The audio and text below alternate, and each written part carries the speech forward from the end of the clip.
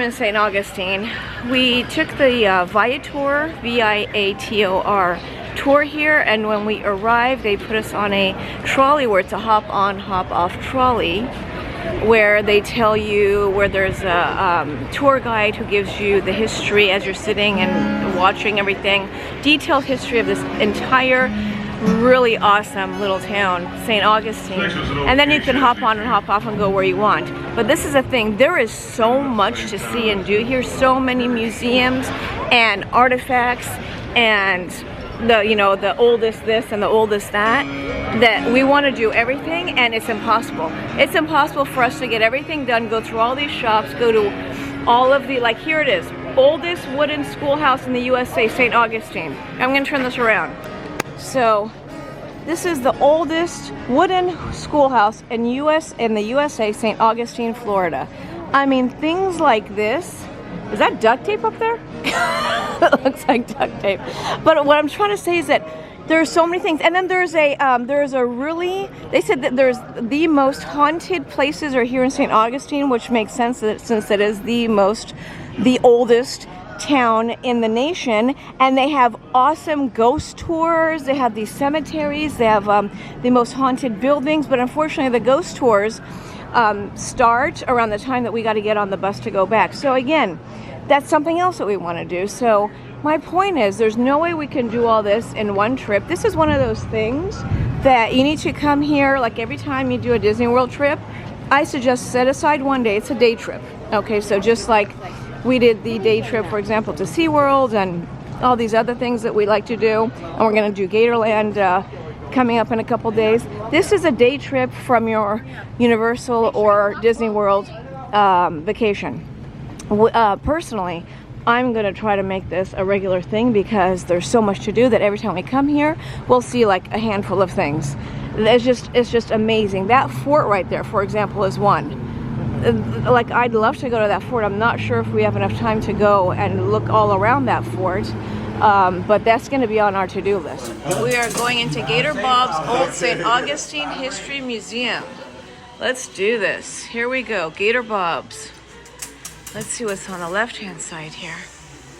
This is a tin can tourist. Whoa, look at these dudes. Florida horseless carriage. This is how they used to live, Nicholas. That would have been your room right there. All right. Walk through time. Oh wow, check this out. They have the walk through time. Since St. Augustine was the very first city in the nation. Juan Ponce de Leon was the first Spanish explorer, and he founded St. Augustine. And treacherous pirates roamed the open seas. The Indians, the first true Americans, were here and settled far and wide. It was the original American that laid the foundation for all the colonies, Spanish, British, American, practice, and victorious. Wow. What's in there? Are we allowed to open it?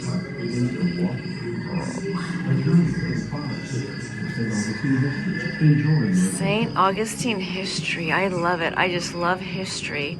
And the fact that this was the very first town in the whole nation is absolutely fascinating to me. Ah, missed you. Sorry, dude. He wanted to get on camera. I gotcha. Spanish period. So first we have the Spanish period, and then we have the English period.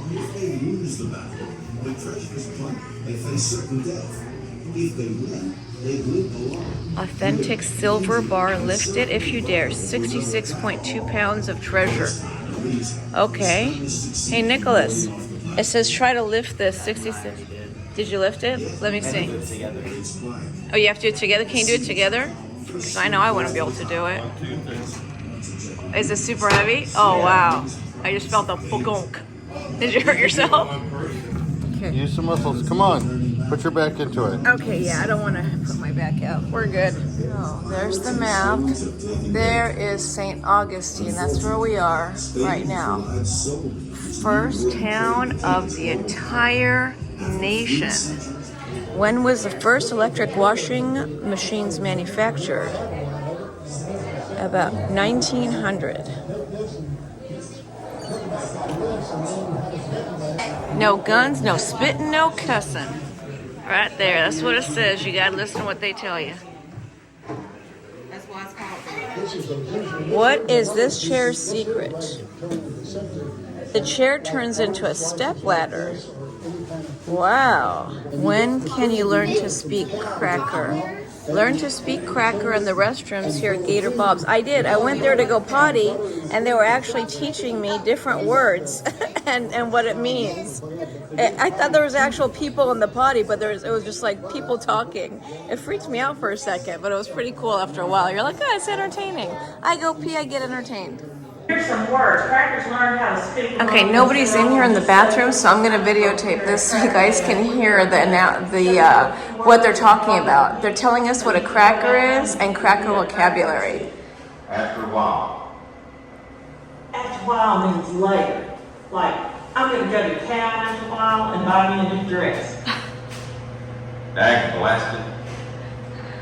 Dag blasted is kind of a cuss word. It means doggone. And I can't say what it really means because it's the Lord's name in vain. Vixen. See, so while you're going potty, you get to listen about the cracker vocabulary, and you could learn how to be a cracker. Or fixing the flower.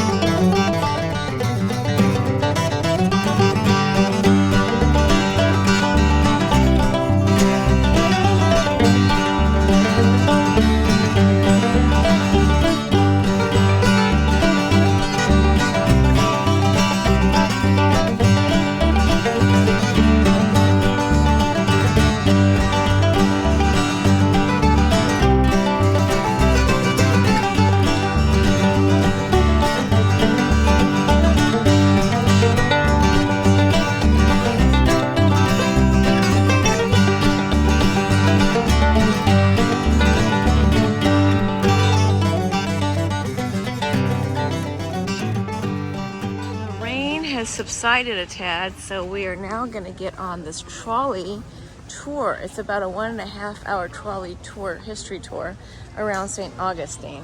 This is such a cool place. Enter here. We are going on the trolley. Yeah. Oh man. I'm just blown away by the fact that this is the oldest town in the nation. I mean, I've been to all kinds of historical places around the United States and around the world, and this has just blown my mind that I get to be in the oldest town in the entire nation. That's just really special to me. Our tram is here. All right. Welcome aboard, everyone. Thank you. All right. We are going to the front because our tour guide said it's best in the front. She's a store clerk who works up here. And she's back in 1908. And she takes you all inside the store. It's like going back in time. Like Sears Roebuck. It's called the Hamlin store, CF Hamlin store. She's going to take you all on a great tour if you have time for that. Now it's till 5:30, every 20 minutes. They're actually doing tours in here until 5:30. Last tour 5:30 p.m. To include the jail here to the right. That pink oh, that's the jail. Building. That's actually the real jail from 1891. We gotta go in the jail. They take you on a tour here also every 20 minutes, and the last one is at 5:30. So if you decide later, ask them right here, try the customer service rep on the side. You have the stripes on the vest. They can sell you a ticket right here. So when we come back, so 21 stops. You get off at any stop you want all day. The last trolley leaves here at 4:30. So every 15 minutes we leave this depot until 4:30. Now, what that means is if you took the shuttle bus, or if you got picked up at a hotel and brought over one of these courtesy shuttles, You gotta look for that last trolley at about 4:45. I need you to get on that last stop. I need you back here by 6:10 tonight. So look for that last trolley. Look, there they go, getting ready to do the jail tour. See the prisoners? That prisoners taking on the tour here. That's a lot of fun. But that jail was actually open.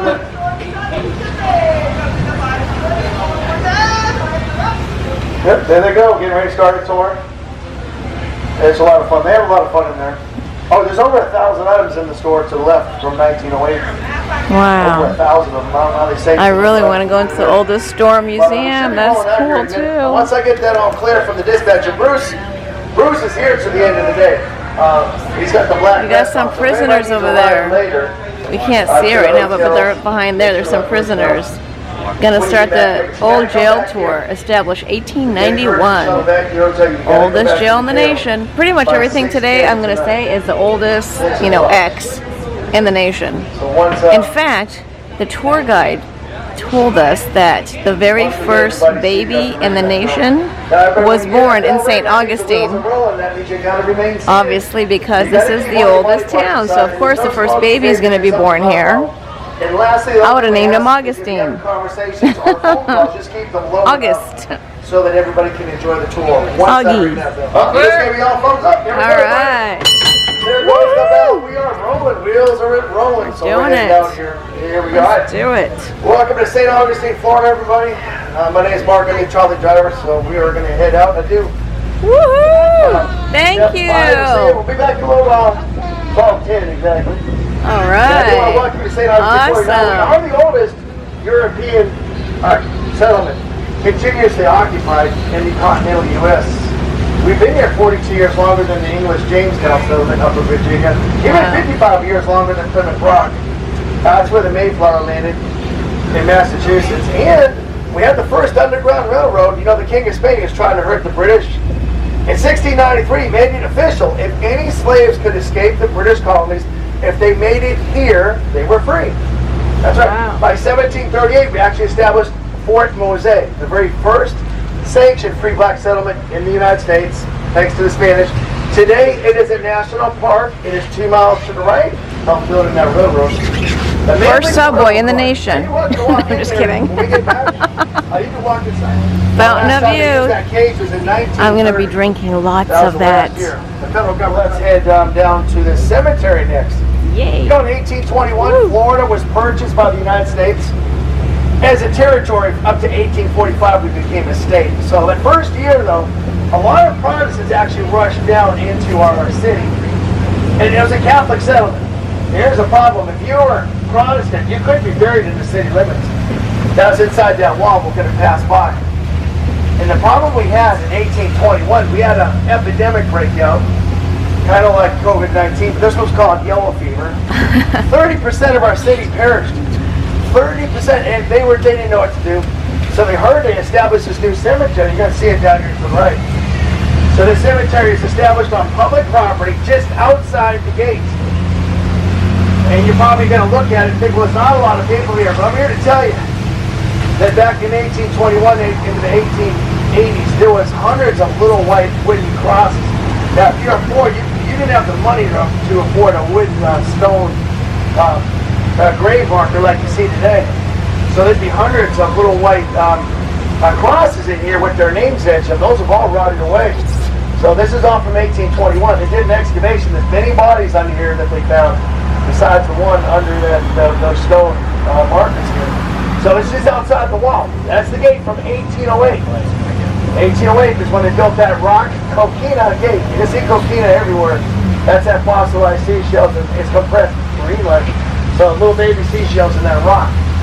Now, we're going to come back to that gate, but let's go down here, Potter's Wax. I'm going to take you to the Catholic cemetery next. Only Catholics can be buried on this side of the wall, inside this original part of the city. The drugstore's from 1886. T.W. Spicinger built it. He didn't know it took 5 years for crops to mature to get oranges. Now, he's a druggist out of Boston, so he goes back to his original trade right here on the corner, drugstore. Now, back in 1886, you didn't need a prescription. So you'd walk in that double door that's open right there. It's free to walk in, by the way. Yeah, you walk in there. Yep. She'll take you on a great tour in here. It's a free tour. Right there, the double-story Alright. building was the original drugstore. Now, Potter's Wax was added on later. But you go in there, you didn't need a prescription. It'd be a 40% mixture of opium. Now, that ain't Whoa. good illness, but you felt so good every day you came back. You told TW, hey, I got a problem, I got AIDS, what can you do? You got that drink every day. Henry Flagler's second wife was a customer there. They say it helped her with marital problems at that drugstore. Everybody see the schoolhouse to the right? Everybody see the front side? Everybody notice those square towers? Looks kind of strange, doesn't it? Well, those are the chemistry classrooms. They thought that if it leaked fumes, it would save the schoolhouse there.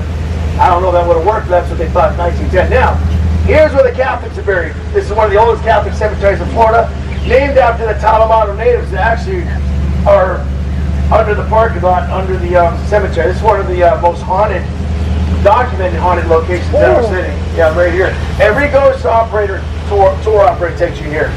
Anybody seen that movie, The Shining? Yes. You know it doesn't end well, right? Yes. That's the same here. All right. Yeah, stop number 3, Potter's Wax Museum. Stop 3, Potter's Wax. You can exit here if you want to exit back. Now right here, it's right. 160 wax figures on display here. It's a great museum. That's the oldest wax museum in America.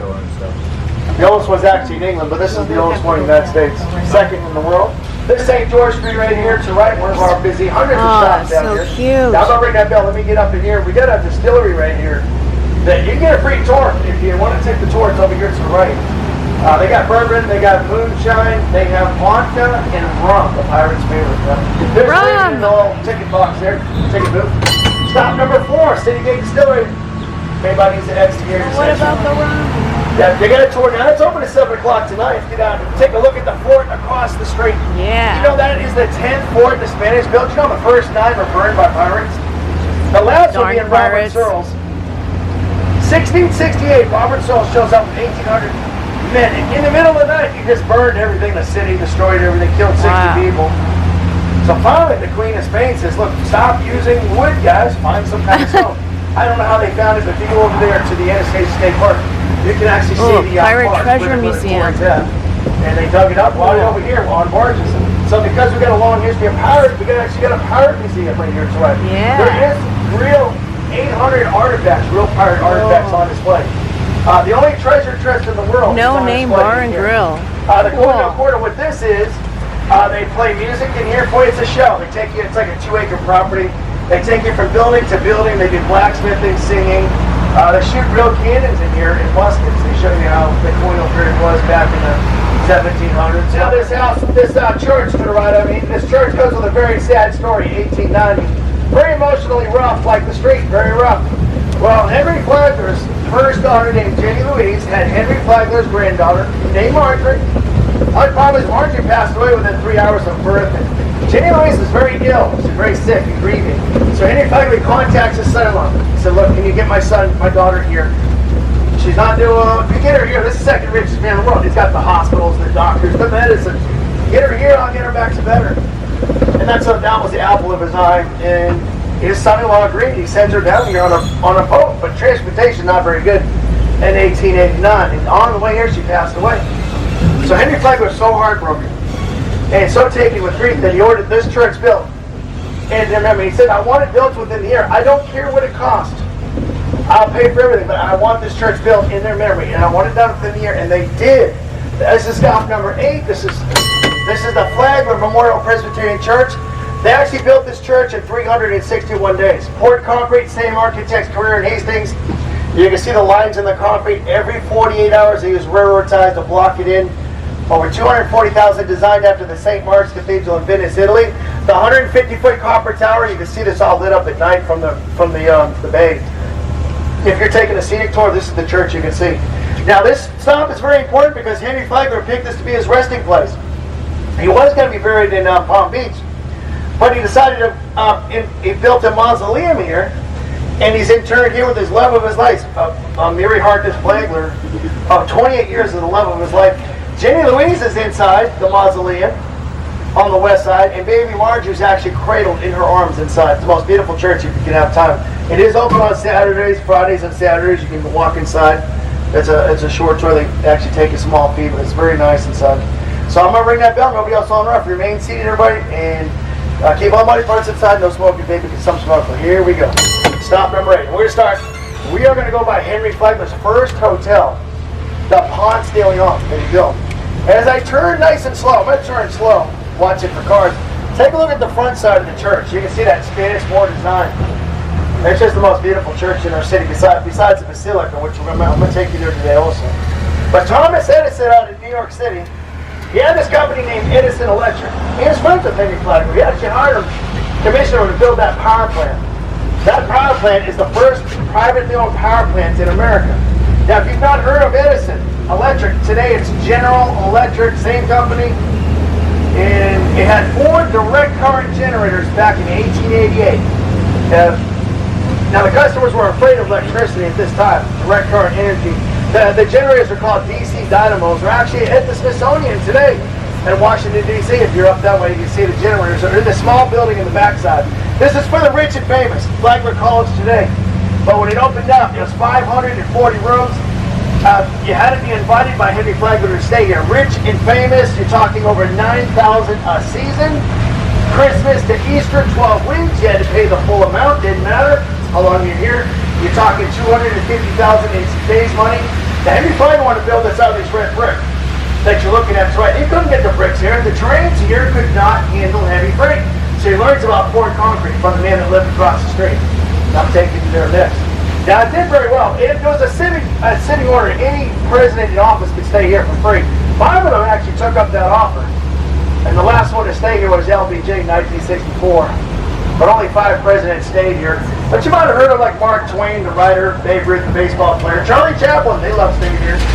Favorite baseball stay here. Rich and famous, the Vanderbilts, they stayed here. They loved it here. But it did close finally in 1967. Now the person in charge of interior design was Louis Comfort Tiffany. So as you look to the right, the dining room hall, that round area with those windows that are covered in plexiglass, the insurance valued that in over $130 million.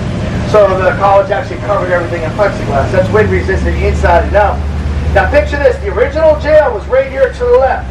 You can kind of see Henry Flagler hated that jail being here. Open air jail, it smelled, the prisoners working outside. It cost them $10,000 to move that jail out to where the old jail's at today in 1891. Now the ceilings are painted by a famous artist inside Flagler College, which is the Ponce de Leon. George W. Maynard. If you've not heard of George W. Maynard, he 10 years later painted the Library of Congress. Very famous artist. The architects, Thomas Hastings and John Career. You might not know their names, but their work. Thomas Hastings later lived 18 years longer. He designed the New York City Public Library. Also, if anybody's been to the Tomb of the Unknown, the Arlington National Cemetery, the amphitheater is Tommy Hastings' work up there in, up by Washington, D.C. Also, the rooms are all designed by Bernard Baybeck, a very famous architect out of San Francisco. Now, if anybody's been to the Palace of Fine Arts in the Marina District, that is Bernard Baybeck's work. Well, here he designed each room to be different. That way, every time they came back, you got a new experience. Like here, this is the front side of the pond. He did so well, he started building a hotel across the street. I'm going to take you there next. Well, I'm going to stop down here first. We'll make each. I'll tell you about the Alcazar coming up next. Everybody see that's Henry Flagler on the statue. He wasn't there originally. And that courtyard's beautiful there. It's a working sundial. The towers in the middle were 8,000-gallon water towers with those cones on top. The elevators had pistons that used water pressure. So essentially, the elevators are water powered right here at that Ponce de Leon. The 4,000 light bulbs illuminated that hotel. They had to be changed every 3 days. Designed by Thomas Edison. But everything was learned right here. 1883, Franklin W. Smith built this house, a winter house, after the Alhambra Castle in Granada, Spain. He traveled the world as a young man. He loved that castle. He learns about poured concrete. So he experimented with it here. And that's what that is, coquina rock, not sand or gravel like we use today. Every 48 hours he was railroad ties all the way to the top, like building a cake. Now he taught Henry Flagler. Henry Flagler loved this so much, he said, can you show my men how to do this? And sure enough, they did. So this is the method that Henry Flagler learned from this house being here, 1883, the Spanish Renaissance Society. Abraham Masella bought this house in 1911. He turned it into the Raider Club. It is in the same family as Abraham Masella. The granddaughter still operates the museum since 2008. Been open to the public. There's actually a rug from Abraham's collection that's made out of cat hair. It's 2,400 years old from the pyramids in Egypt. The cats that walked on the Nile River.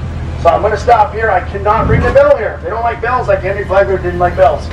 So I usually just say meow so I don't forget to ring the bell because I get a phone call if I do. So no bells here, so everybody wants to step off. So meow, everybody, meow.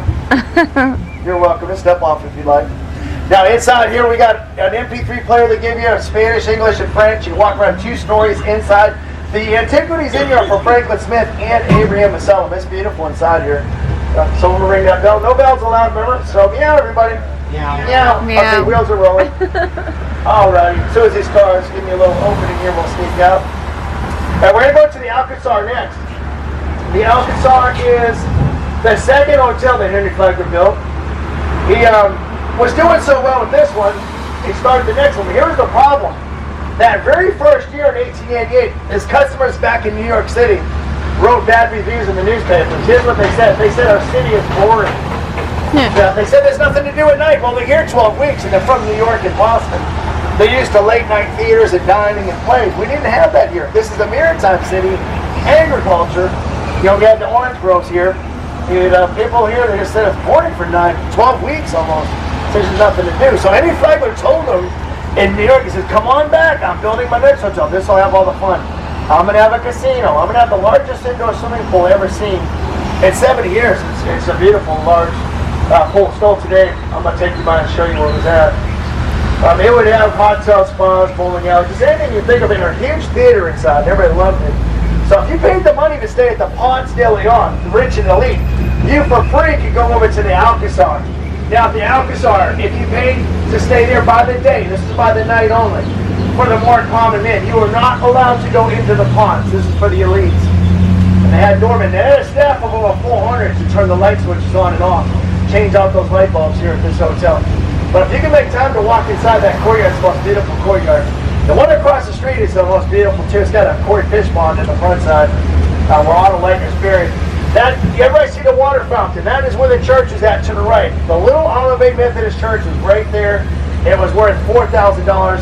Now if you look at that location, you kind of see why Henry Flagler, he couldn't have a church stuck between his 2 hotels. It cost him nearly $100,000 to move that church off that property. Now Otto Leitner visits here in 1947, and he bought this hotel, the Alcazar. He bought it for $150,000. He remodeled everything. Now he's the publisher of Hobbies Magazine out of Chicago, Illinois. He had a huge collection up there. When people were dead broke, he actually bought all their collections during the Depression. So he filled a warehouse full of them. And he bought this, he remodels it, he moves everything to the back side of the hotel. And he opened up the Leitner Museum in 1948. Now he told the city of St. Augustine, if you agree to keep our museum open, I'll give you everything for free. The property, the museum, the hotel, everything. And they said, yes, we're going to do that. That's a great deal. So since 1948, this is City Hall to the front, where the 300 rooms are at for 40 to 50 a night. The back side is where the museum's at. Now you got to pay to go in the museum, but you can walk in the courtyard for free. So this is going to be stop number 10. Same architects, Carrera and Hastings. Same Renaissance design, Spanish Renaissance, poured concrete, coquina mixed in the rock. And if you look at the concrete closely, you'll see the little baby seashells. And this side had this is City Hall today, but this is with the 300 rooms. Again, you walk inside the most beautiful courtyard you'll ever see with the koi fish pond and their palm trees. It's like just serene, perfectly silent in here because no wind or cars, you can't hear anything in here. But it's just beautiful, like to sit down at the bench. We got a little coffee shop in here, a cafe, it's beautiful. Now, if you walk into the museum, there's 3 stories. You can see the hot tub. When you're looking at everything, it's as if you're back in 1888. You opened up Christmas Day in 1888. The pool is right here. You can see the reinforced concrete to hold the water pressure back. 3 foot on this end, 12 feet on the other end. You walk in that little yellow door today, you can eat in the Cafe Alcazar. Very good food. The only thing they want me to mention, if you go in there, please close the door behind you. They don't want you to let the water out of the pool. Yeah, there's no water in there. Now the cars, you had tennis courts, you had badminton. Now ladies, you didn't play tennis, it wasn't dignified. You played badminton back here. Where the buildings at would have been a bicycle training area. Did you know the city got money for a license even in 1888? Now we didn't have cars until 1895 rolling around. Now we're going to go to 1866. Let's go into Lincolnville. Named after President Abraham Lincoln. And this intersection here is the very first intersection developed after 1866. The emancipated slaves started the community right here on Washington Street. That yellow church there to the left, the Baptist church with the new metal roof, 100 years later, you know, Dr. Martin Luther King Jr. spoke in that church. Well, he had to. Yep, walked in there, the St. Mary's Baptist Church, the Trinity Independent Church, that's right. When I say he had to, it was against the law for the black community to even congregate outside. So to talk about civil rights, he had to go in the church. His really good friend, Dr. Robert Healing, our first black dentist in Florida, worked right here since 1960. Now they became friends, they marched together, they protested together. Many meetings took place there. So this area is known as the cradle of the civil rights movement, this intersection. Wow. Miss Cora Tyson, who still lives here at 99 years old, she actually invited Dr. King into her house. She still lives here. He signed her Bible. Dr. King signed her Bible. That Bible's on display in the museum. It's on the Freedom Trail. What that is, there are 31 self-guided markers. You call the phone number. You know, you'll hear Dr. Robert Healing's voice himself. They passed away in 2015, but you call that phone number at each marker, he'll tell you what happened here. And a lot took place here in 1964. This area is instrumental in passing the Civil Rights Act that same year. All these houses here, this is all Victoria-era homes. This still today is one of the largest collection of Victoria-era homes in one location still today. Now the street I'm going to cross is named after Dr. King. Many streets across the United States are, you know, hundreds of them. But this one here is one of only 2 streets that Dr. King marched on. Wow. In his name. The other one's in Atlanta, Georgia. There's a really nice museum, by the way, to the left, about 3 blocks down. It's called the Lincolnville Museum. It's down here. Very nice museum. This house here to my right was owned by Thomas Jefferson's great-granddaughter at 102 Bridge Street. Wow. Now, it's a restaurant today called The Preserve. So they serve Southern cooked food at the fort. But again, I was owned by, it's called the Jefferson House. Thomas Jefferson's great-granddaughter owned that house. Now, thousands of acres of citrus trees were here. The only house that was here was this house called the Omaha Plantation Home. That blue house, it needs a little bit of roof work. You can say they're trying to work on that roof. And they're working on it. They've been working on it for a year. They paid $800,000 less than a year ago. And every day they work on that house. So let's hope it was owned by Peter Dumas. He was the clerk at the county courthouse. But he had thousands of acres here of citrus trees. Just blood red oranges, lemons, citrus trees, all through this neighborhood. There are no houses here. It's thousands of acres of oranges, orange groves. Beautiful area to see oranges. Then after the Civil War, they put all these houses in here. But the industrial street was right here, Riberia, it's called. This is where all the factories, the power plant, the fish packing, the shrimp packing plants are right here. And as I turn right, if everybody will look to the left, you're going to see this nice restaurant here. It's called the Fish Camp. Very popular with locals and tourists. They have fresh seafood here. It's always full. I mean, it's busy every day. And I recommend making a reservation, but on lunchtime today would probably be a nice day. Now, if you notice the boats out here on the San Sebastian River, well, in 1890, we didn't have refrigeration. So you had to get ice. This is where the ice plant was. They got their ice from down here. Now, the power plant was next to it on the parking lot. Now, the power plant used distilled water to cool off right here where the parking lot is. The ice plant used that same water. They flash froze it using ammonia compressors. Now, what that did was it froze the ice, the water, to where there's no air bubbles in it. So it's very dense. Very dense. Let me see what he's doing here. Live right I usually turn in here. It's release. Let me see. But this is where the cigar factory is at, right here, 88 Riberia. That factory is the same factory that Henry Flagler bought his cigars from. The Soya Carcava Cigar Factory. I've heard from locals they're going to turn that into a hotel here. It's owned by a private enterprise. They use it as an office. In 1908, the owner of that factory hired men. Only women worked there to roll cigars because you can see colors better, ladies. You got better eyesight. You got better motor dexterity fingers. But after 1908, he hired men to read novels and gossip columns out loud. So every lady had a man sitting beside her inside that factory there in 1908. And the men said they had the hardest job at that factory. Well, because to read 12 hours a day, not that easy. And you had to read novels, not what the men wanted to read, what the women wanted to hear. Well, not that easy. Now, the women disagreed. They had about 4,000 cigars a day, so not easy. Now, coming up, look to my left. There's the chocolate factory. This is the Whetstone Chocolate Factory. Now, this is from 1967. They've been here since 1967 in our city. Henry Whetstone. They did tours in here every day of the week. And if you remember that movie, Charlie the Chocolate Factory, let me take a little quick look here. They have tours at 10 to 3:30 if you look at the sign there. You can see it full of chocolates all through the tour.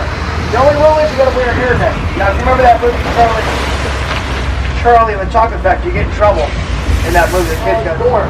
But this building here where the laundry's at, this was actually a repair shop for the railroad. The railroad owned this in 2000. And in 2000, the San Sebastian Laundry bought this building, turned it into the winery that it is today.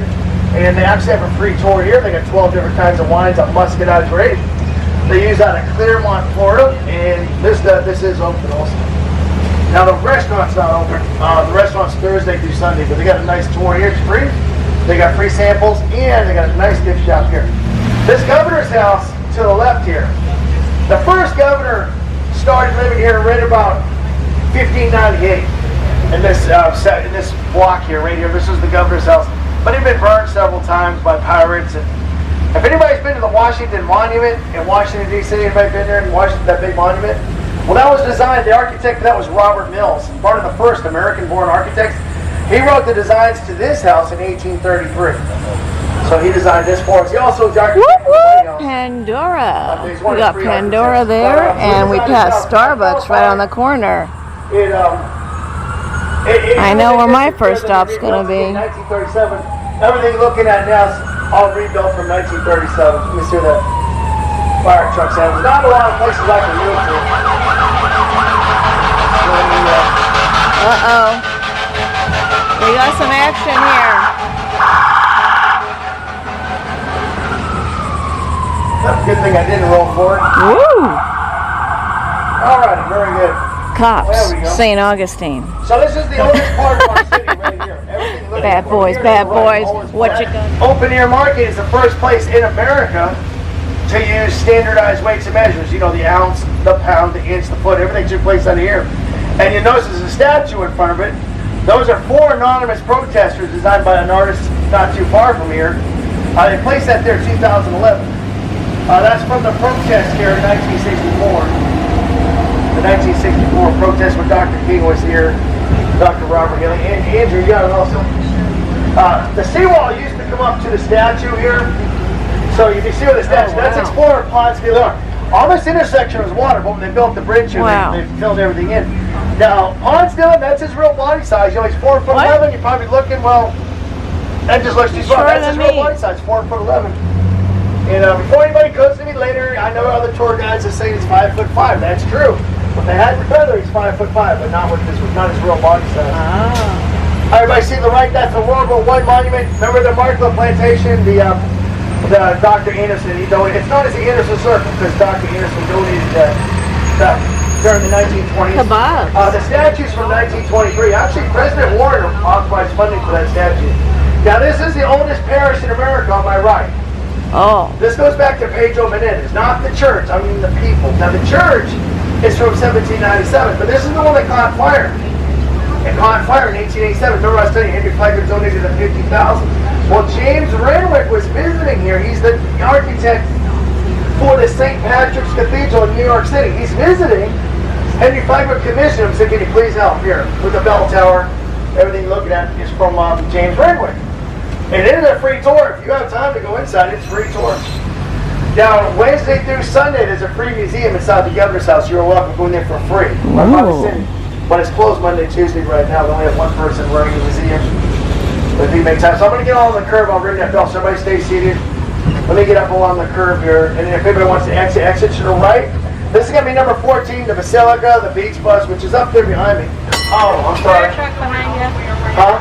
Fire truck. Oh, there is a fire truck? Oh, okay, let me move up one side. Let me see everybody. Oh, yeah. John, there's a fire truck Got a behind fire me. truck. I think I was trying to get to where the police Let me ring that bell. Stay seated, everybody. Let me roll forward. I want to move up and let that fire truck in here. All right, let's clear the Bye, intersection Catherine. for the emergency services. Bye, Catherine. We'll see you a little bit later. Thank you so much. All right, let's get out of the way here. This is no, that balcony in front had a fort back here. They took apart. The only thing left of the fort is that plaque. So to the right, this street would be a canal. Picture this, all swamps to the right, and this street's all filled with water. Wow. On top of this wall called the Reserve Line, half a mile long. So you had the fort right here with cannons facing to the swamps. You have these plants like modern day raiseware all across the wall to keep pirates out. Does anybody try to climb 5 in the city. The original city's to the left. Everything to the right would be swamps. Wow. Then later the All orange this groves, was then water. there's hotels. Now where the Starbucks is at, that was the Cordova until 1932. 1932 it became empty. It was vacant for 30 years. And then in 1962 it became the St. Johns County Courthouse. And then about the year 1999, the Kessler Corporation bought this building, turned it back into the beautiful hotel that it is today, the Casa Monica. And it is one of the top, at least the top, maybe the top 3 gorgeous. hotels today still. The architecture And is they renamed it, put it back gorgeous. to its original name called the Casa Monica. And you'll notice all the artwork and sculptures on. This is our art district. It goes up about 2 blocks. If you like artwork, the first Friday of every month, we Casa do what's Monica called the Resort Art Walk, and 5 Spa. o'clock p.m. to 9 p.m. And they put all the artwork up. They actually closed Avalon Street down for cars. It's walking only. That's just up here. I'll point that out when you get up here. Hello, my friend. If you get a coffee at Starbucks, you actually go inside that hotel, which is Franklin W. Smith's historic hotel. There's artwork on the wall in there. It's just beautiful. Take a look in there. Look at the bar. It's beautiful. From 1888. He gave me Now, a really I'm not sure good if you reason, pass by the Stop an and Sound excuse Church, to go to Trinity Starbucks. Church. I was This already goes going to back go to anyway. You will see Woolworth's department store on the front of it. Now, this used to be Woolworth's. Everybody remember Woolworth's department store? Yeah. Well, this had a diner in here. The diner that was in here That is was actually on display in the Lincolnville Museum down here on MLK Avenue. But it wasn't here, and they had a segregated diner. The college students got arrested, so it's a big outrage because they were in jail for 6 months. And so it's a big outrage across the United States. So this is on the Freedom Trail. Wow. That's why there's a sign on front. It's one of the 31 markers I was telling you about. Wow. So they had protests here, and that's why they put that statue down here. Avalon Street, where the flags are at. Well, the flags are up there right now. But that's the oldest street in America. Now take on Avalon. The city of Avalon is our sister city in Spain, where Pedro Menendez is from and where he's returned at today. You see the artwork to the right? This is art. As we go down Avalon Street, there's actually an art museum, an art gallery, and they actually have a gallery where they have old maps. Take a look at it, go buy maps down here. This is Charlotte Street, one of the first 3 this is the oldest part of our city. So as you look down these beautiful streets here, I mean, it's so beautiful to walk down. Just take a look as you walk. The horse and carriage drivers take you down these streets because of that, because a lot of these foundations go back to the 1690s. But Laudenburg in 1702, we were attacked by the British. And Governor Moore of South Carolina actually set everything on fire. Every single structure was burned except the fort. Now he couldn't get the fort, so in a fit of rage he just set everything on fire and he left. So everything was rebuilt after. A lot of the foundations are the same foundations. If you look at the base, the Coquina Rock foundations. We're going to turn around. We're going to the oldest house next. And now we're there since 1723. So we know that today to be the oldest house in our city. Now if you ask me the top 5 attractions in St. Augustine, that lighthouse, look out there to the left, that is in the top 5. I know that for sure. There is museums all around it. That beam of light shines out 19 miles, 219 steps up. It was completed in 1874. That spiral with the red top. It's a self-guided tour. Got free parking out there, plenty of parking. There's a restaurant there called the Conch House Resort. Also, you're right there by Interstation State Park. You go to the beach. You go to the beach, go to the lighthouse, go eat at the restaurant. I just planned out half your day right there. Great little place to visit. Green Street. Again, this is the oldest part of our city. If you take a horse, you're going to go down Marine Street. It's the most beautiful street. Not just in my opinion, the horse and carriage drivers take you down Marine Street. The smallest national cemetery in the United States is down here to the left. And there are 3 pyramids and 3 mass graves down here. This Marine Street here, where that truck's coming down. Beautiful. It's just the houses down here are so beautiful. Amazon. That's the original Amazon. There are 3 pyramids. There are mass graves. The soldiers fighting in the Seminole Wars, 1830s, 1840s, are buried. 1,488 of them are buried down there. That's a very interesting to see cemetery. Smallest one in America.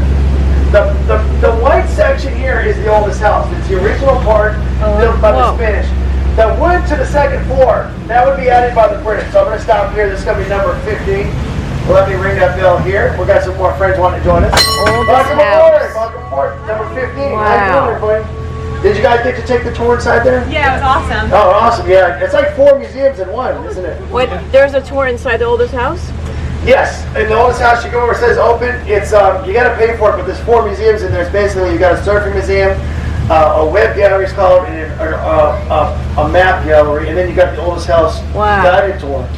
So you learn a lot right here because this is the oldest house in New York City. That's awesome. It started with the white section, all coquina rock. The Ford actually looked just like this house, the same color white, with that painted lime plaster and then red corners. But this, of course, got green. It's called the Gonzalez Alvarez House, open 10 to 5. The Carvers later bought it. They took it, but the British added the second floor using wood. And if you take the tour inside, there's actually a fireplace inside with no chimney like the Spanish would have had in the early days. To make it. That's it. The Torah House, we know the foundation goes back to 1690 for sure on that one, because of the historians here, the researchers have told us that. This was owned by a Spanish soldier built this, named Tovar, but later a Union general lived in this house. Martin Hardin, who fought at the Battle of Gettysburg, lost his arm. He retired right here in this corner. He lived here until 1923. Wow. And then when he passed away, he was interred in a national cemetery, and this became part of the oldest house complex. Yeah, if anybody's heard of Dade County, Miami-Dade County, well, it's named after Major Francis Dade. He was actually interred in our national cemetery just down here, 2 blocks south of here, along with Martin Hardin, our Union general. This beautiful White House apartment goes back to 1892. It's part of the military complex. That big yellow building is owned by the U.S. military. You know, this is 1892. The yellow structure called the Gambas House here to the right. It's used as a wedding destination. It's got a park next to it called the St. Francis Park. It's dedicated to animals. A lot of locals like to bring their dogs there to get a little water fountain there. Now, this is the primary mission of St. Augustine, besides the treasury fleet, was to Christianize all the natives. Turn them to Catholic right here. This was the headquarters to the Spanish mission. 200 missions run out of this office here, this building. And many natives became Catholic right here. But then in 1763, the British military turned into the St. Francis Barracks after 1763. And they had control of this area for about 21 years. There's only one building left from the British period. Now, if you look down there to the right, there's a little yellow structure down there the British had built. It's called the King's Bakery. That little yellow building, it's a garage today. Now, this whole complex here, over 109 years, has been the Florida National Guard headquarters. Yeah, that street down there, Marine Street, is one beautiful street. You can take a walk or drive down there. It's beautiful down there. Now, as you're looking to the right, you're going to notice this wall on the outside was built by the Army Corps of Engineers. The city of St. Augustine asked the Army, please, do not destroy that inside wall. That is the last city works project in the 1840s to actually use prisoners and slave labor to build that inside wall. So they saved it. That wall actually goes all the way down to the fort. June 11th, 1964, Dr. Martin Luther King Jr. was arrested right there to the left. Oh. All you see there's a monument and a little plaque back there. Now, Dr. King knew he was going to get arrested. It's a Monson Motor Lodge, segregated diner, and he knew that. The reporter stayed at this hotel. Wow. They took photos of that. He wrote a letter to the rabbis in New Jersey. He asked, please help. I need help protesting. They did. The rabbis walked into that pool. That was there, a segregated pool. The owner poured acid in the pool. Whoa. The newspaper reporters took photos. It's known as a splash scene around the world. Oh my God. Our president, LBJ, took the newspapers to the Senate hearings. They were trying to block the Civil Rights Act. 83 days they held it up. That next day, the next day after the president brought the newspapers to the Senate hearings, they actually passed the Civil Rights Act. So they say that arrest here is one of the most pivotal moments in civil rights history, if not the most, but one of them, because that arrest led to, it was a catalyst that led to the passage of the Civil Rights Act. By July 4th, 1964, Dr. King was at the White House and he was with our president, LBJ, when they signed in the Civil Rights Act. Yep, right here, St. Augustine, Florida. The only thing you can see back there is just a little plaque.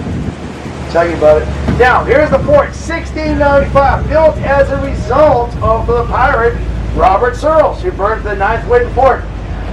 So they complete this fort in 23 years. It took after 1668. 1695, just in time for the British to come in. Yeah, the British tried to take this fort in 1702. They tried for 51 days.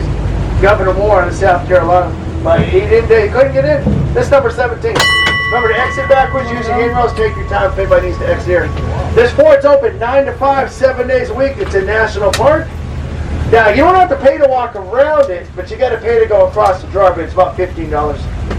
But it's a wonderful fort. A lot of history here. So to go, if you pay to go inside, is there much to see inside? Yeah, well, the natives were held here. It's Okay. been attacked 3 times by the British. Okay. 1702, 1728, and 1740. Okay, British tried to take it. They were not successful. Then the British take the fort, 1763 to 1784. But then under American control from 1821 later, after the Red River Wars, 72 natives were held in here. They actually carved on the wall. There's carvings on the walls Wow. from the Cheyenne. Yeah. They were held as prisoner here. Wow. Then the Apaches were captured. They were brought down here in 1886. Here we go. Nobody else saw them off. Oh, It was right. 502 Apache natives held inside this fort as prisoner. Now this wasn't designed to be a fort, so the conditions were horrible in here. They show you the park rangers tell you all about it. Girls, one boys. Right here to the right. Spanish Renaissance design, poured concrete like any pleasure hotels and churches. But Marjorie Kennedy Rawlings bought this house in 1941 with her husband, Norton Baskin. They turned this into a beautiful hotel.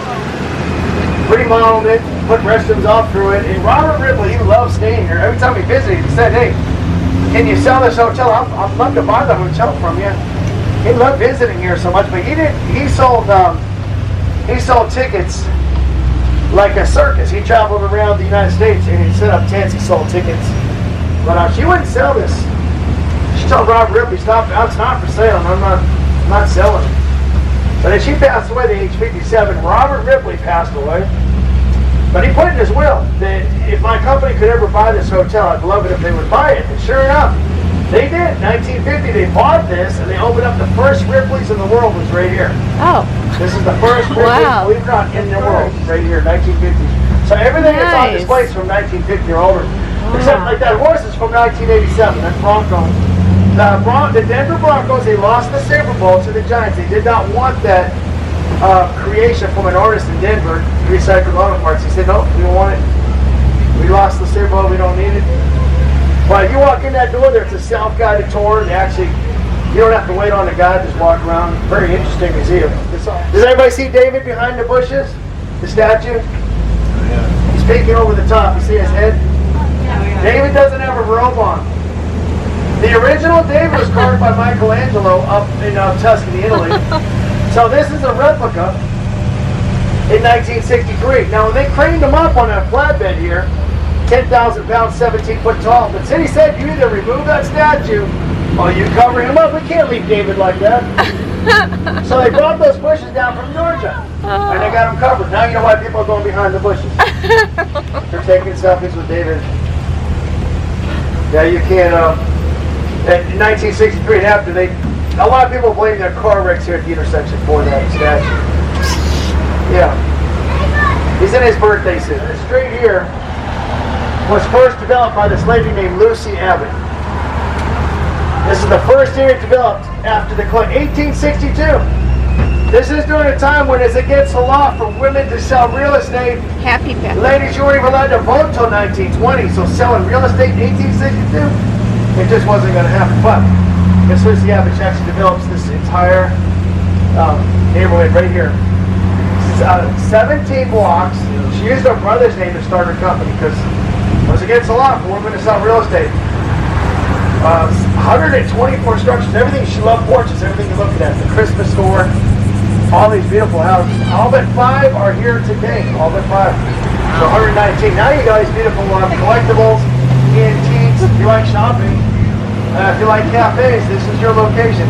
You can exit at 19 or 20 and walk down these nice little shops here. Got all kinds of things here. Boutiques, jewelry, furniture, lamps, furniture, cabinets. We got pizza and subs down here as well. We got cupcakes and ice cream. Pretty much anything, but it's a great place to walk around. Thanks to that lady named Lucy Abbott. The locals call it the Abbott Tract, but the street signs call it Uptown San Marcos. So a great place to walk around. Now coming up on my right, you're going to notice this, the tallest standing cross in America. Stainless steel. It is 208 feet tall, 70 tons of stainless steel. Now President John F. Kennedy visited this acre, and he designated this acre the most sacred acre in America. 1965, they placed the cross here. And there's a free museum here for everybody. It's like everybody's welcome to exit here for free, the museum and the property. Now here's why the cross is placed here. Our first governor, Pedro Menendez, lands here as admiral with 5 ships. On board, he's got this man named Father Francisco Lopez. Here's the chaplain on board. He actually stepped off first. He set up a cross on the beach. Now Pedro Menendez, he got down on his knees. He kissed the cross right there at that beach where the cross is. It's called Mission Nombre de Dios, which translates in the name of God, because when Pedro Menendez, he reclaimed this land for the King of Spain in the name of God. That's why it's named that. Now watching to the left in the woods was the Saloy tribe. They thought they were going to fight the Spanish. But when they seen them land right here and get down on their knees, they made a treaty here. The Saloy tribe, the Timucua natives, joined in with Pedro Menendez. The very first Thanksgiving feast took place here at this cross. Wow. 55 years before Plymouth Rock. Now if you're from Massachusetts, I'm sorry. It happened here first. Now Father Lopez kept the journal, documented everything.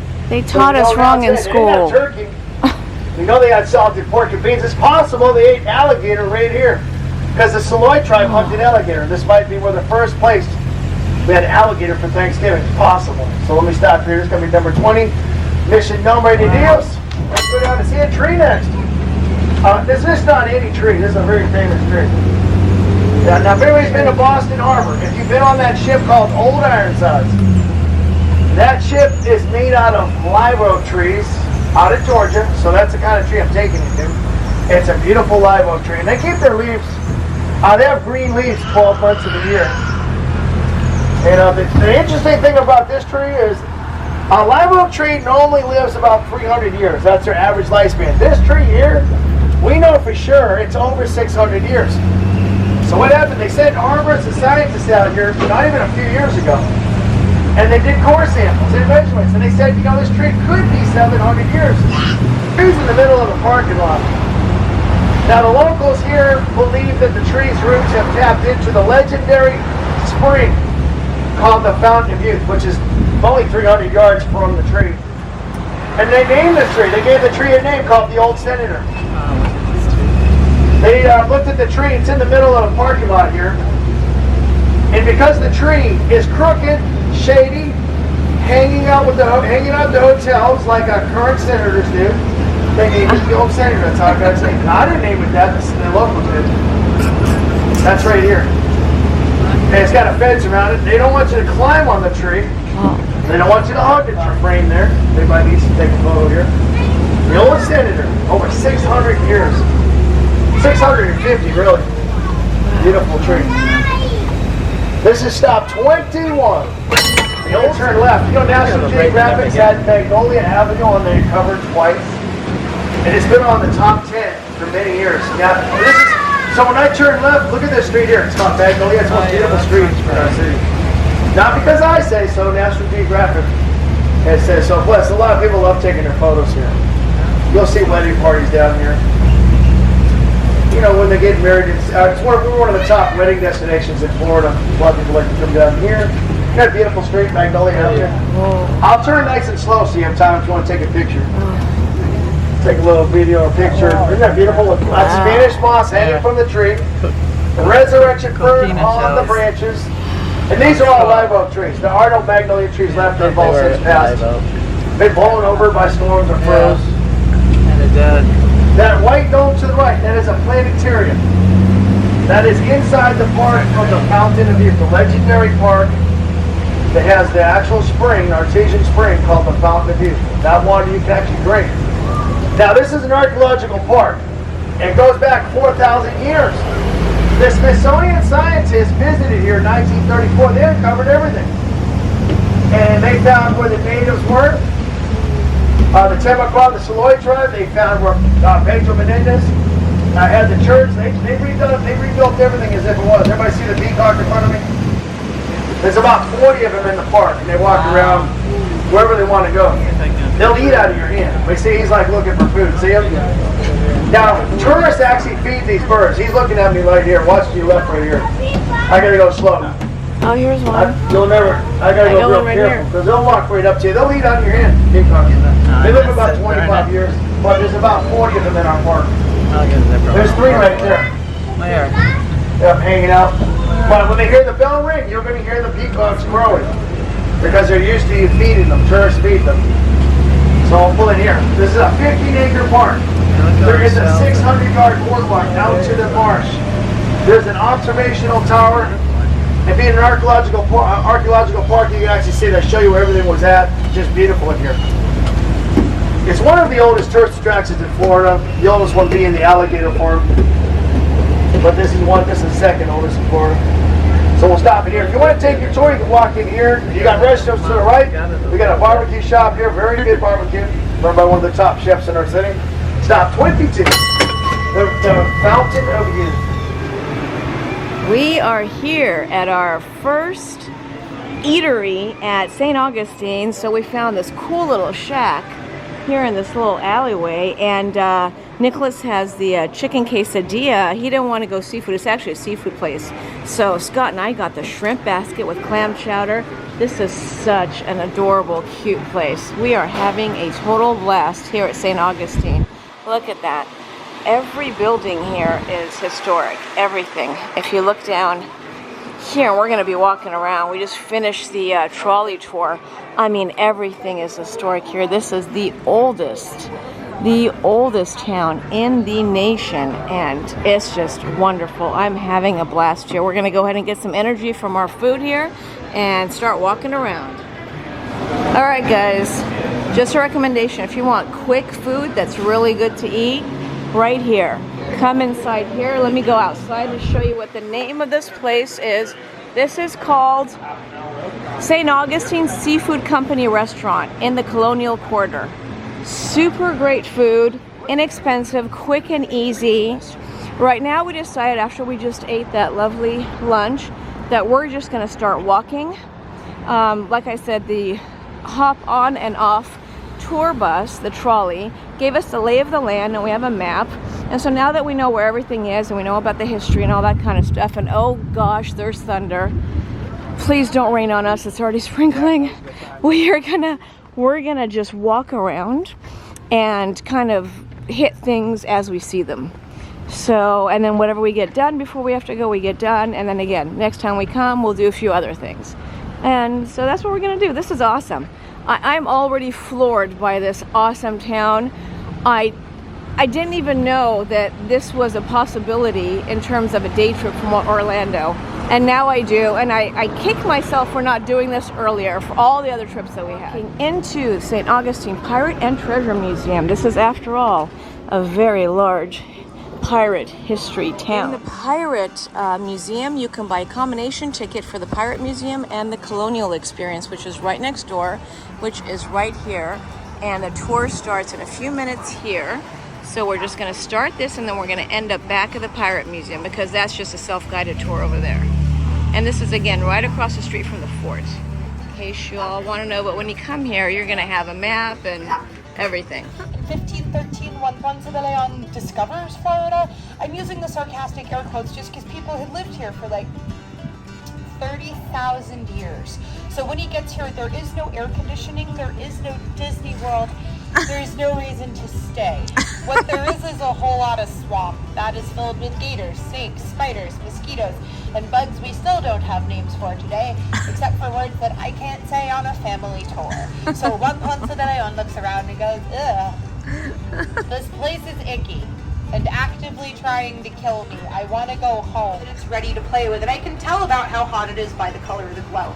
I'd put this at right around where we need it, right around 1200 degrees, so it's definitely hot enough that I can do this. Wow. it's okay to be impressed. That is cool. Yeah, as long as the metal is glowing, you can bend it, shape it, flatten it back out. I was knocking off the bits and pieces. That's called slag. That's just what happens when you work with iron. But yeah, as long as it's glowing, I can work with it. And I can do pretty much whatever I like with it. It's just that I really only have, for as long as it glows, maybe a brief while once it stops. So, depends on the thickness and temperature of your iron. Usually you get about 45 to 90 seconds to work with it. Once it has stopped glowing, it is not safe to touch. Still about 1,000 degrees Fahrenheit. Oh. If I were silly enough to touch it with bare hands, yeah, you'd hear me make some very undignified noises. So, in the blacksmith shop, it is actually pretty important we keep track of what's hot. So, speaking of hot, you might notice my fire here is chugging along just fine. It's nice and hot and happy. Even though I've mostly been ignoring it, that's because we cheated. There is future tech in the forge, so it's just an electric fan, and all it's doing is giving me constant, steady airflow. Keeps the fire from suffocating.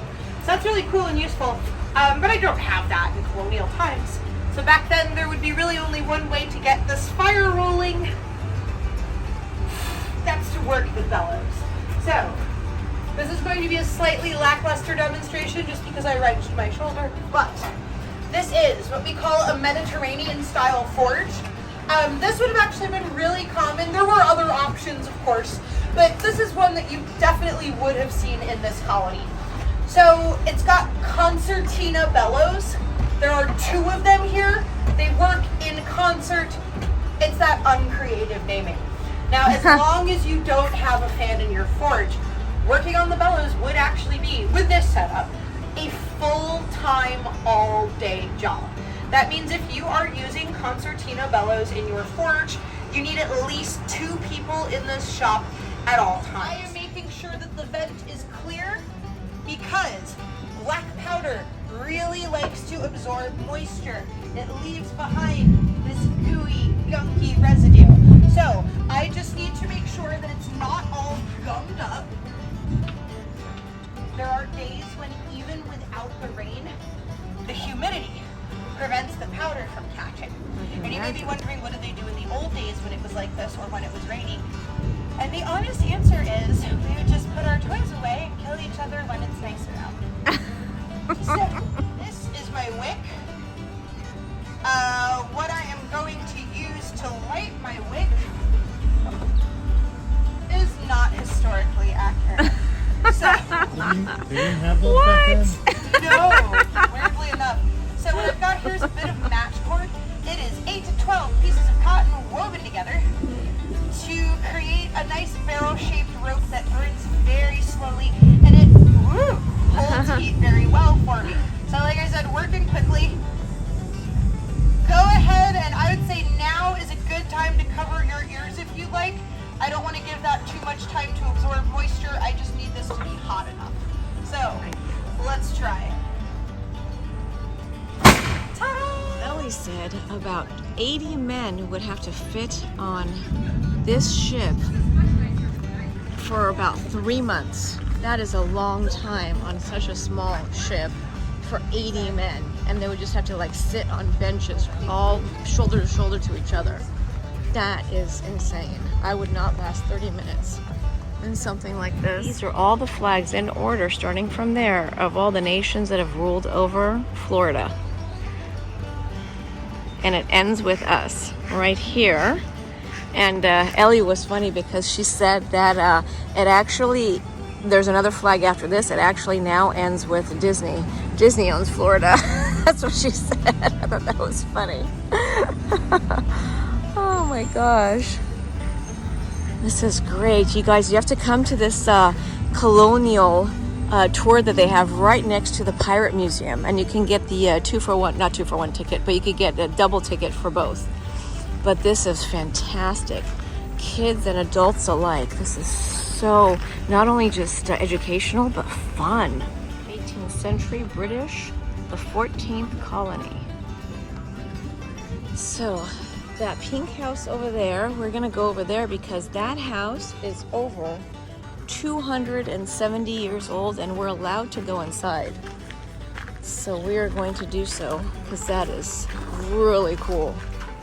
This is the De Mesa Sanchez House Museum. Okay. Oh my gosh, I have someone standing there. Wow. A 270-year-old house. Okay. It smells musty in here. Well, as you can see, they don't have any carpet or tile.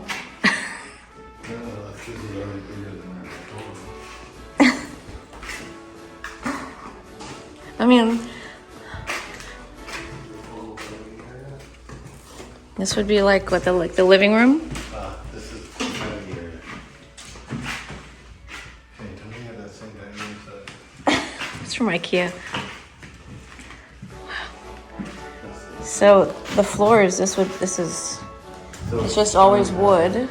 Over there was actually like stone.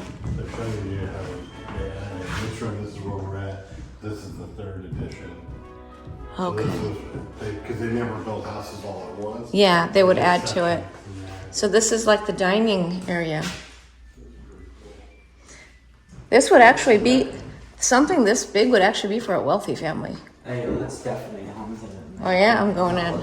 I'm going in, guys. Oh, you can't go. Oh, I can't go in. Okay, it's okay. I'm not gonna go in. I'm just gonna, hello. Anybody here? It's where it's walk off that stuff like you dream of. Maybe you can look from the other side.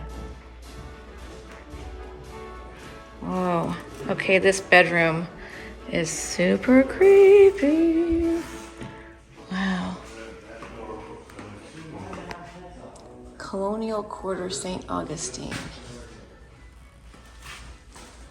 Wow. Oh, I want to go upstairs.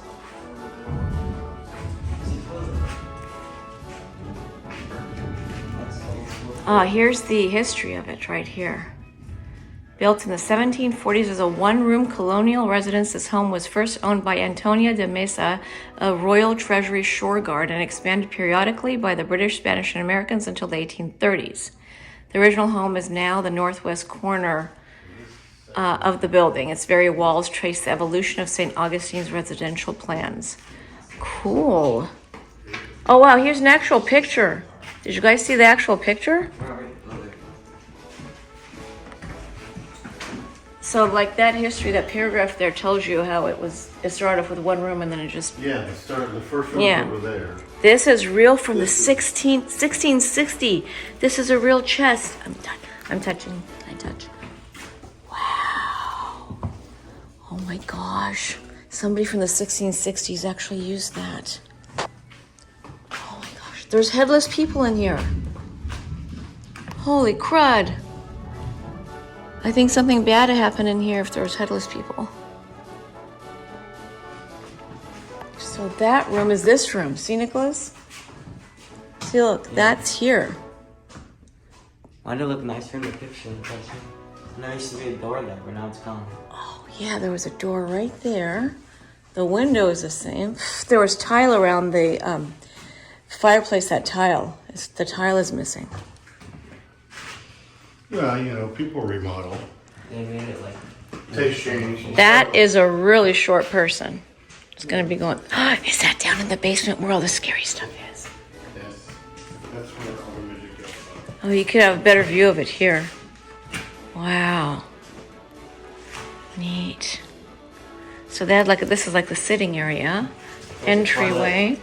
And the bathtub. That's a small bathtub. That's the bath? That can't be a bath.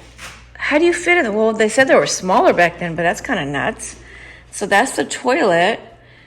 It's like a baby's room because there's a toy and then there's a doll. Oh, that's a And kid's there's, bath. slippers. Okay, yeah, this makes sense. This is a child's bedroom. Here's the printing office. I'm going in. Going in the printing office. Oh, wow. Check this out. It smells like printing. Mm-hmm. If I ever smelled a printer. If I ever smelled a printer before, this was a printer. Apothecary, that's the pharmacist. I don't think we can go in here. This is the Bull and Crown Public House. Yeah. No? Look in here. It's the armory.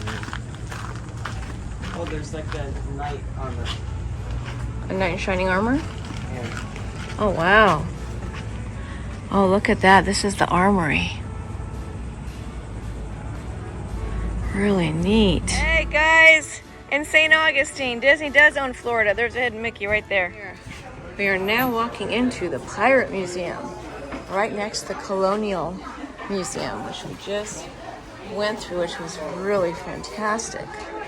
And this is actual authentic pirate stuff and pirate history, because St. Augustine has a tremendous amount of pirate history, which is fascinating. Real pirate stuff. Is that the dentist from those days? No, you No? this. He's, Oh, wait, what the heck is happening? Oh my gosh. Oh, it's surgical. He's having surgery on his eye? Oh my gosh. You're supposed to bite on that. That's his anesthesia, is biting on that. You guys want to do that? All right, go for it, Scott. What is it? Tobacco. Huh? Tobacco. Or the specialty drinks of the pirate times. Blackbeard's favorite drink was called Kill Devil, rum laced with gunpowder, a deadly drink said to kill the devil himself. Ew. He really drank gunpowder? Rum and gunpowder was Blackbeard's favorite drink. I read it. That's crazy. This is the captain's cabin. The original Jolly Rancher. The original. Oh. Are you guys gonna shoot it off?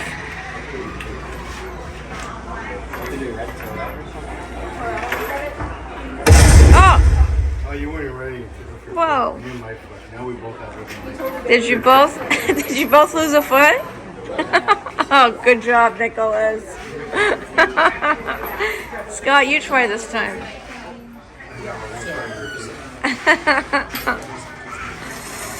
Uh-oh. Stand back. Woo! You got him.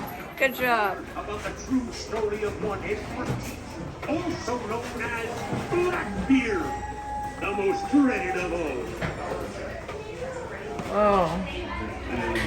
10 lashes, 9 tails. What's in here?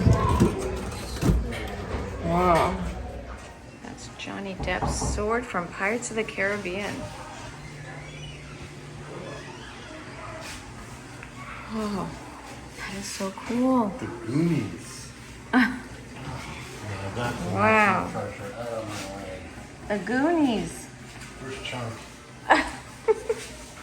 Wants to do the truffle shuffle. Here are some artifacts from the Goonies. This is a 400-year-old pirate chest. I'm touching a 400-year-old pirate chest. That is so cool. Oh my gosh, you guys have to come to the Pirate Museum. It is beyond awesome. There's so many artifacts here and a lot of really fun experiences to have. The Wealth of the Indies. Yeah, that one. Wow. Holy crud, that's straight gold. Wow.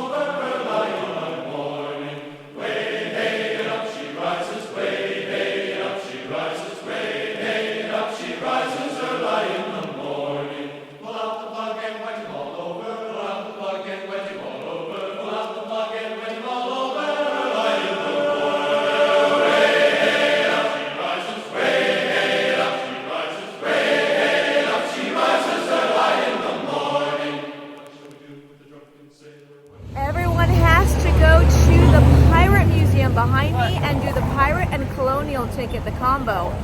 It's amazing. Both of the experiences were absolutely amazing, and it's right across from the fort. So right now we're going to head on over to the Fountain of Youth. I'm gonna need a lot of that water, so yeah, we're gonna need a lot of time at the Fountain of Youth. Ponce de Leon's Fountain of Youth, America's first colony. There's tons of peacocks right over there. And here we get to take a picture with the man himself. And that's not a real peacock, no.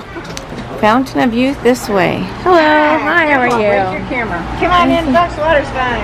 All right. Down the stairs is where you'll find the fountain along with There it is. Okay, we're gonna do it. We're gonna see if this works. I'm gonna drink it up because I'd like to go back to about 21 years old. 21 years old is my goal. If it works, you all come down. Okay, ready? Let's see your reaction. The Fountain of Youth. All right, look at the face and the wrinkles now. Okay, look very closely. All right, here we go, guys. Anybody have a thermos I can fill? I need to take some home. All right, ready? This is it.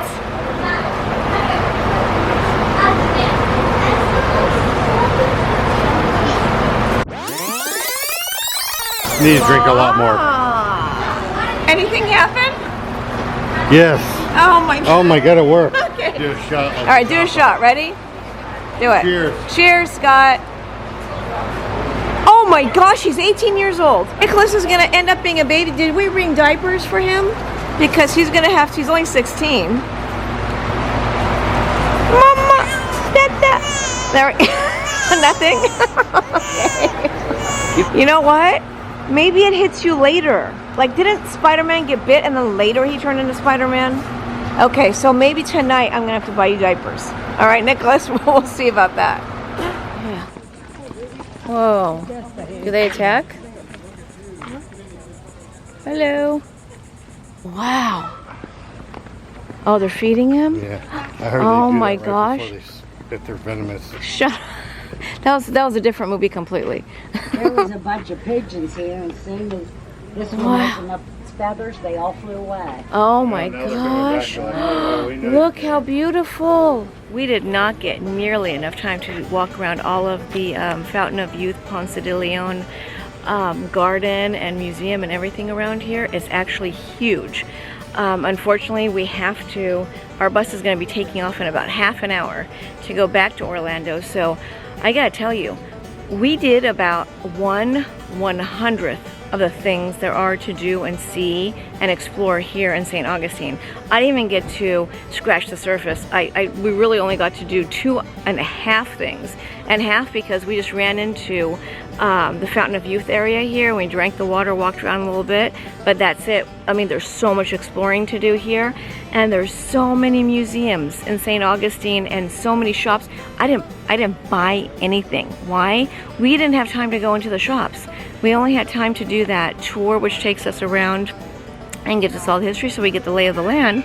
And now that we have the lay of the land and the history, after that we just had enough time to quickly eat something, and then we hit the pirate shop, the pirate museum, and then the colonial museum, and then we just hopped on the hop on and off trolley and came here real quick. So you can't come to St. Augustine and not go to the Fountain of Youth and drink some of that water.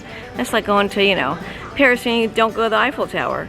So we did that, but that's it. Now we actually have to just like hightail it over to Ripley's, believe it or not, because that's where they're picking us up. But I mean, there is so much. I'm really bummed. It's just that we didn't know. This is our first time, so I'm telling you guys, you are not going to be able to do everything you see. So don't plan for that.